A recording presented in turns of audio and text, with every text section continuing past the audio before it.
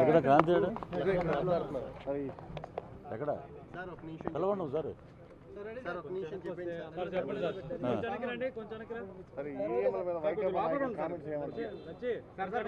ఏంటది మరి 2019లో కూడా మరి ఈవీఎంలు ట్యాంపరింగ్ అని చెప్పి మేము అనుకోవాలి. అప్పుడు ఏంటంటే నువ్వు ఓడిపోయావు, ఏం చేయాలంటే ప్రజల తీర్పుని స్వాగతించాలి. ఎక్కడైనా సరే ఇప్పుడు చంద్రబాబు నాయుడు గారు కానీ, రాజశేఖర రెడ్డి గారు కానీ, ఎన్టీ రామారావు గారు కానీ వీళ్ళందరూ ఎలక్షన్ రిజల్ట్ రాగానే వాళ్ళు ఏం చెప్పేవారు, ఇది ప్రజా తీర్పు, ప్రజల తీర్పుని మేము శిరసావహిస్తున్నాం, సో దీని మీద అనుమానాలు ఏమి లేవు, ప్రజలు మమ్మల్ని వద్దనుకున్నారు అని చెప్పి ఉంటే ఉందాగా అరే బ్రహ్మాండంగా మాట్లాడాడు అనేవారు. ఈవీఎంల ట్యాంపరింగ్ బీహార్ అయిపోయిందంటాడు ఒకడేమో శ్రీలంక అంటాడు, ఒకడేమో మేము మరి మీరు 151 అన్నప్పుడు ప్రజలు ఏం చేశారంటే 151లో 5 క్రెయిన్ పెట్టి లేపేశారు, మధ్యలో 5ని 11 ఉంచారు.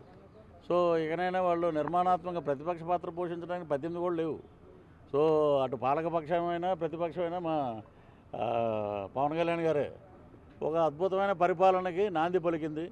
అటు కూటమిలో రాష్ట్ర చరిత్రలో కాదు దేశ చరిత్రలో కూడా ఒక ముఖ్యమంత్రి ఫోటో ఉంటుంది పంచాయతీరాజ్ శాఖల్లో కానీ ప్రభుత్వ ఆఫీసుల్లో కానీ.